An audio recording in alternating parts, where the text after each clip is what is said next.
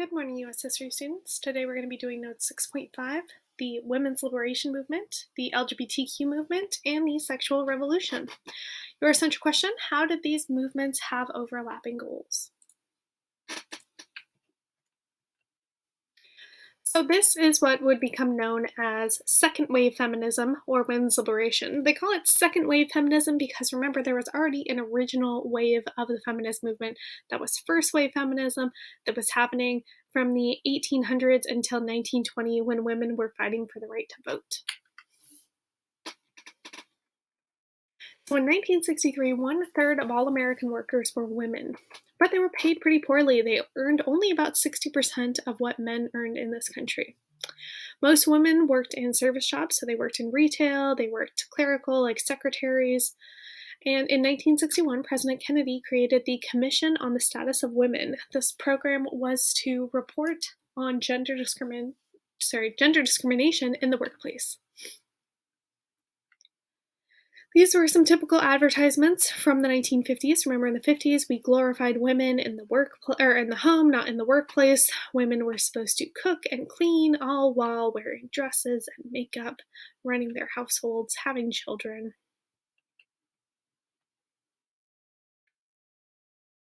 Many women married very young. They would marry right out of high school, or they would start college and then they would get married and drop out. Women who delayed marriage to build a career would have to leave their jobs once they got married. And the ideal, the standard, the norm for women in the 1950s was to be a homemaker. So to be at home, cooking, cleaning, taking care of children, not being out at work. So the women's liberation movement, or second wave feminism, this happened in the 1960s when women started feeling dissatisfied with what was happening in their home life. So you can call this the women's liberation movement, the equal rights movement, the feminist movement, second wave feminism, all the same thing. The core idea of the women's liberation movement was that feminism is the idea that women and men should both be equal politically, socially, and economically. So if you believe that all genders are equal socially, politically, and economically, then congratulations, you're a feminist. So in the 1950s, this woman here, Betty Friedan, she wrote a book called The Feminine Mystique. Or in the 1950s, I'm sorry, she was gathering data on the book, and the book was published in 1963. So this book, The Feminine Mystique, concluded that many women felt like they had been trapped by their domestic lives. They weren't really being fulfilled. They weren't really feeling happy cooking and cleaning and being at home with children all day long. This book became a cornerstone of the feminist movement. It became known as the problem that had no name. Women all over the country were feeling this same sort of way, but they didn't really know how to describe it because all their lives they had been told that was their purpose, to have children, to take care of the family, to get married, but they weren't feeling satisfied by that lifestyle. So it sparked a national debate about the roles of women and the rights of women in this country. Women started discovering that the discrimination they had experienced at work was because of their gender. They felt like they were second class citizens, and they felt that they weren't really being treated equally in all the civil rights movements that were going on as well.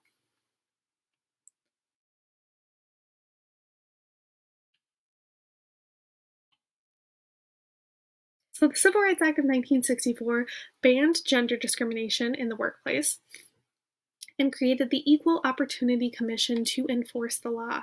So no longer was it acceptable to just not hire someone because they were a woman, but it was difficult to enforce.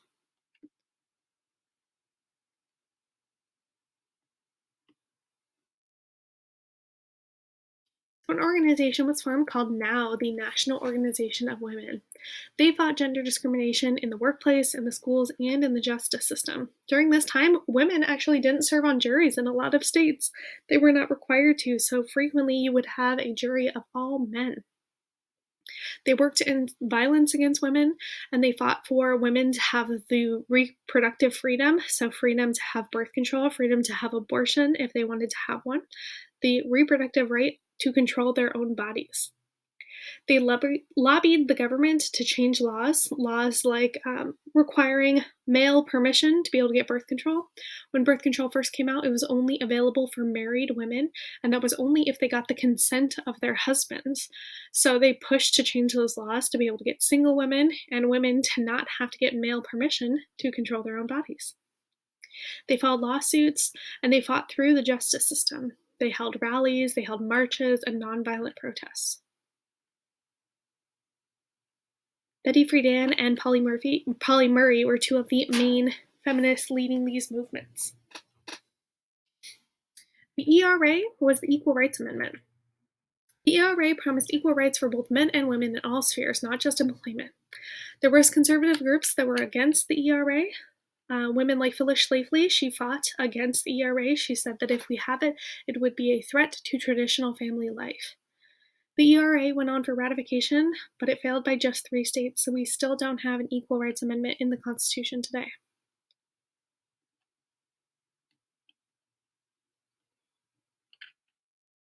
The sexual revolution in the United States can actually be dated back all the way until 1914.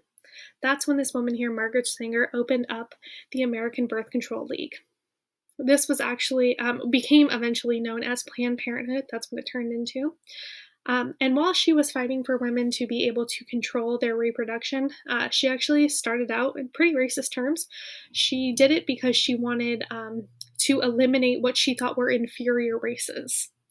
So she was actually a pretty horrible woman, but she was the founder of what would go on to become Planned Parenthood, which does a lot of great things for women. They also provided penicillin, which reduced the risk of death by syphilis. And in the 1960s and 1970s, people started having changing opinions about premarital sex, so sex before people got married. And the popularity of condoms in the 50s and the 60s really got people more free to have safer sexual relations. And just so you know, these are the services that are performed by Planned Parenthood. The majority of the services have nothing to do with abortion. Abortion is 3% of their services. Planned Parenthood does things like cancer screenings for women, pregnancy tests, contraceptive services, STD testing, and treatments. And no federal dollars pay for abortions. So if you get an abortion at Planned Parenthood, you do have to pay for that out of pocket. Taxes do not pay for those things. So oral contraception was first created and approved by the FDA in 1951. First created in 1951 and approved by the FDA in 1960. This was part of LBJ's Great Society program. He believed that doctors should be able to distribute this as a way to control the population so that people didn't have to keep having more and more children that they couldn't afford.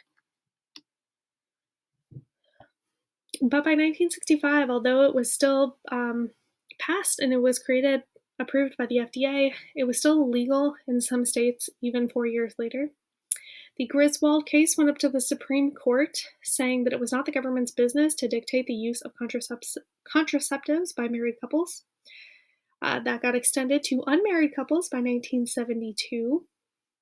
And now, coming up to current day, 2000, now prescription contraception must be covered by health insurance offered by employers. So most employers do offer birth control covered by their health insurance. And under Obamacare, the Affordable Care Act, it is free if you have insurance. So one of the big Supreme Court cases of the time regarding sexual revolution was in 1973. This was a landmark case called Roe versus Wade. And this was saying that the government could not tell a woman that she did not have the right to have an abortion. There was many laws that prevented women from having an abortion in this country across the United States. And because of that, we were having on average 5,000 women per year dying of illegal, unsafe abortions. So we knew that this law wasn't going to prevent women from having abortions, it was just going to prevent women from having safe abortions.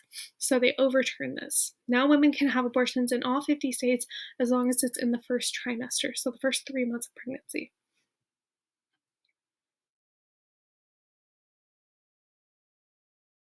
The movement started to slow in the 1970s because many people saw the feminist movement as a white woman's movement.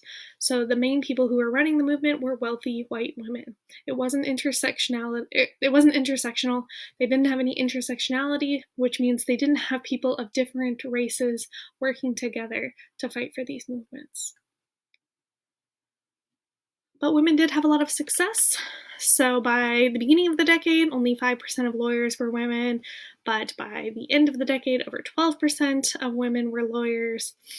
More women were being elected to Congress, more women were working outside of the home. We had politicians like Bella Abzug and Shirley Chisholm, and they were fighting for women's rights in the legislative branch, so in Congress. There's actually a new documentary show called Mrs. America that's about the ERA that includes these two women as main characters. I think it's available on Hulu. Shirley Chisholm was the first African American woman elected to Congress, and she became the first African American to run for president. Because of second wave feminism, women have more freedom of choice and opportunity.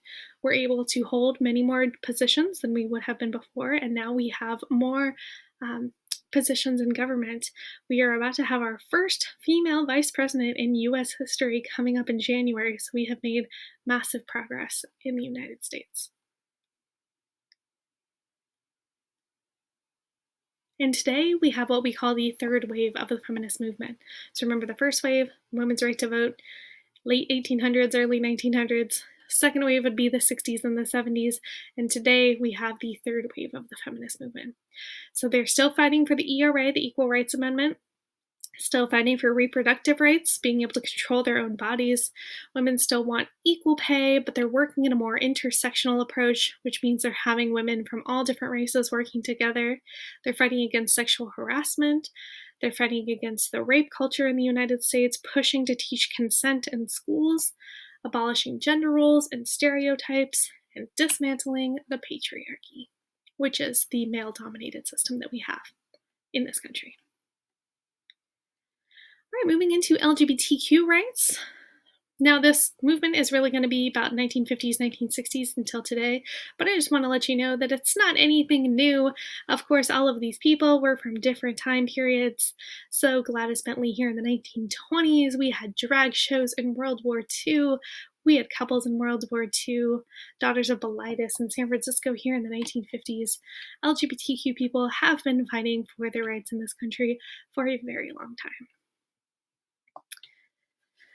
So in 1924, we have the first U.S. gay rights organization, the Society for Human Rights, that was formed in Chicago.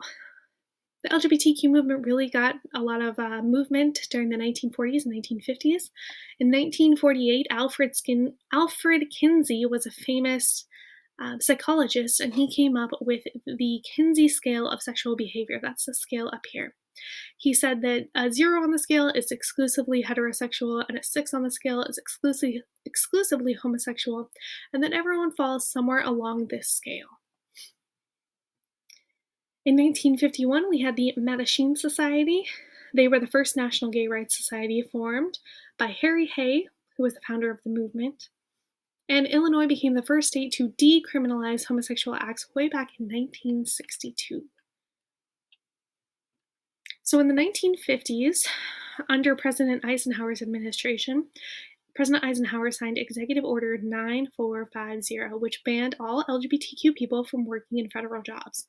That means if they found out you were gay, they would fire you. This became known as the Lavender Scare, kind of like the Red Scare we had, where if you were thought to be a communist, you could get fired. Lavender Scare, same sort of idea. If you were thought to be LGBTQ, you could be fired from your job as well. And so they started fighting back. Stonewall is the first big movement that most people think about when they think about the LGBTQ people fighting back. But actually, the Black Hat riots happened 2 years earlier. This actually started in California after the police arrested 2 people for a New Year's Eve kiss because they happened to be of the same gender. But the Stonewall riots are noted in history generally in the United States as the start of the LGBTQ movement. So the Stonewall riots happened in New York in 1969 at the Stonewall Inn. This was a bar in Greenwich Village in New York City. The police came in to the bar. They started harassing the LGBTQ people there. They started to beat them, arrest them, and so the people started to fight back. It was actually started by trans women who started this movement, trans women of color, I should be more specific, who started the LGBTQ movement and started fighting back.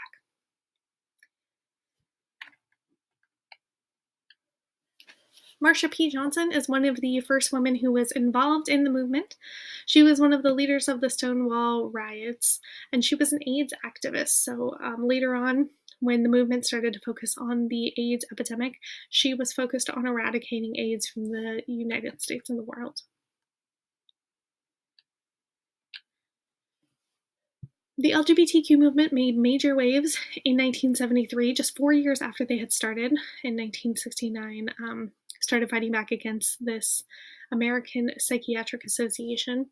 The American Psychiatric Association had considered homosexuality a mental disorder, so that means that they were trying to cure it. So they would do things like shock therapy for people who were LGBTQ and try to shock them into not being LGBTQ anymore. So within 4 years, they were able to get that removed from the mental disorder list, so it's no longer considered a mental disorder. But that's also why this term homosexuality isn't really used anymore.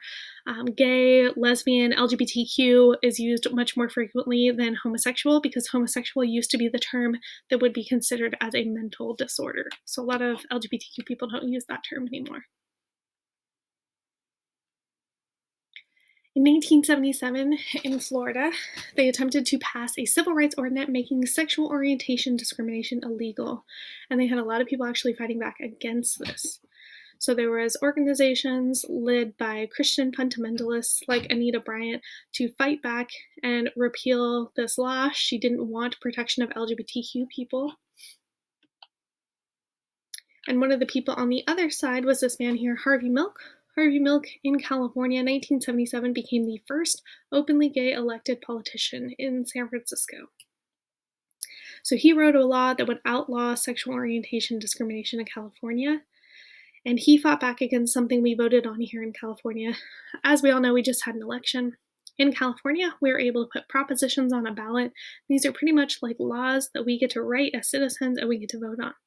In 1978, there was a proposition on the ballot, Prop 6, also known as the Briggs Initiative. This was a proposal to fire any teacher who publicly supports gay rights. So either an LGBTQ teacher or a teacher that even supports the LGBTQ community. They wanted to go ahead and fire any of them because they said that gay people cannot reproduce, so therefore they are recruiting children to be gay. Luckily, a lot of people spoke out against this. Jimmy Carter, Ronald Reagan, Jerry Brown, all of these people are speaking out against the proposition. So the voters did reject this proposition. Luckily, it was never passed here in California, but it is something that we voted on. So as you can see, all of these green areas, they voted to have it yes. So that means they wanted to fire LGBTQ teachers. All of the red areas were a no. Unfortunately, Harvey Milk and the mayor of San Francisco at the time, they were both assassinated on November 28, 1978, by another city council member. So there was riots in the street when Harvey Milk was assassinated. He was assassinated at work at City Hall doing his job. And he was murdered here by this man, Dan White, who also worked for the City Hall in San Francisco. He was convicted of manslaughter rather than murder, even though he brought in a gun and there was metal detectors, but he went in through the basement so that he could avoid them. He went in through a window through the basement, went upstairs, shot Harvey Milk, and shot the mayor. And he was convicted of manslaughter rather than murder, which means that he wasn't doing it on purpose, it wasn't premeditated, it was an accident. And he claimed that he had eaten a whole box of Twinkies the night before, and all of the sugar made him crazy. And that defense worked. It became known as the Twinkie defense. So he only had to go to jail for 7 years, and he was released from jail after 5 years for killing 2 people. A lot of people claim that he was only given such a light sentence because he killed an LGBTQ person. He was released after 5 years, and then he ended up killing himself 2 years later. So the movement progressed after we lost Harvey Milk in the early 1980s. There was a national march on Washington for lesbian and gay rights.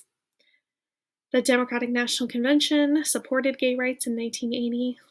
But unfortunately, in the early 80s, we would have the outbreak of the HIV and AIDS epidemic in 1981. HIV and AIDS was originally known as GRIDS, Gay-Related Immunity Deficiency Syndrome. There was organizations that were formed to fight back against this, like ACT UP. Pretty much in 1981, 1982, if you were diagnosed with AIDS, it was pretty much a death sentence. You weren't going to make it very long, and it was disproportionately attacking gay males.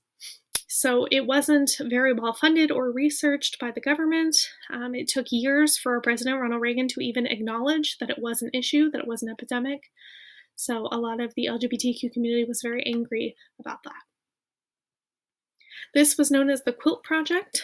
So one of the people that worked with Harvey Milk, actually, after this was over, Cleve Jones, he created the Quilt Project. So he told people if they had lost someone to HIV or AIDS to make a quilt, and they brought them out to Washington, D.C. And you can see each one of these squares is one little quilt, and then they sewed them together to make these massive quilts, and it went all the way down the National Mall. In the 1990s and 2000s, we had progression for LGBTQ people. So in the early 2000s, 2003, Texas became the last state to repeal any laws that criminalize sex between gay people. 2004, Massachusetts became the first state to have marriage equality. Unfortunately, in California, we had a little bit of a backtrack. In 2008, we legalized marriage equality. We did that in California through our court system. And then in 2008, we had a proposition. Again, we put it on the ballot in California, so we let voters decide if gay people should be able to get married in our state. And in 2008, the same night we elected our first African-American president, Barack Obama, we actually repealed that right away from gay people here in California. So all of these green areas here, they voted yes on Prop 8, which means yes, they wanted to take those rights away from LGBTQ people.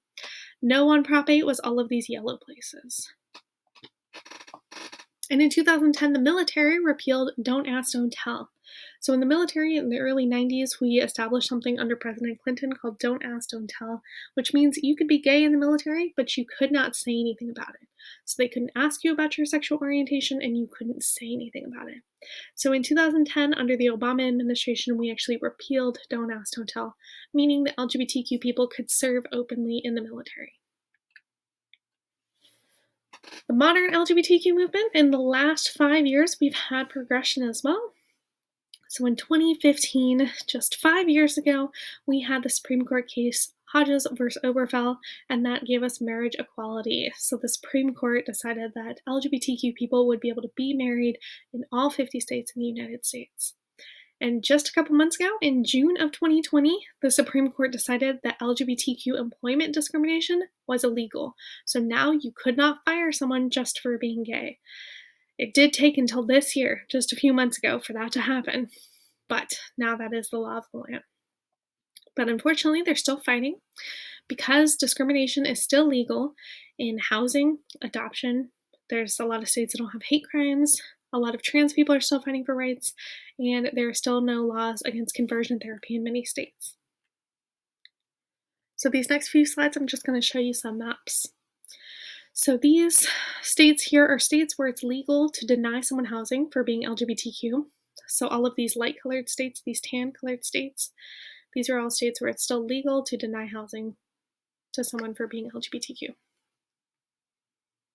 These are states where it's legal to deny adoption to LGBTQ couples. All the tan states. States where it's illegal for teachers and staff to talk about LGBTQ issues and people. So these orange states here, they are not allowed to talk about, it's called Don't Say Gay laws, meaning that in those states, you're not allowed to talk about LGBTQ issues in schools. There's no protections, no anti-bullying discrimination policies for LGBTQ students. This map is a little harder to understand. These are states without hate crime laws protecting LGBTQ people. So these tan states, the three of them, there's no hate crime laws. The orange states, there's no hate crime laws that cover sexual orientation or gender identity.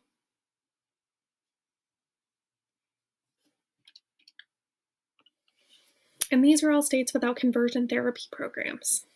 So all the tan states, if your child is LGBTQ, you can send your child to be quote unquote fixed.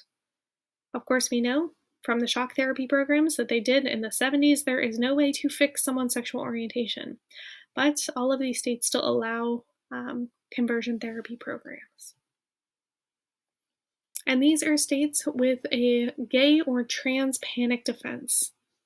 So a gay panic defense or a trans panic defense means that if a person was upset that you were an LGBTQ person, or they were quote unquote scared of you for being an LGBTQ or trans person, then they can use that as a defense for why they harassed you, why they assaulted you, all the way up until why they killed you. And this here last picture is the picture of the White House. This was the night in 2015 where marriage equality became the law of the land.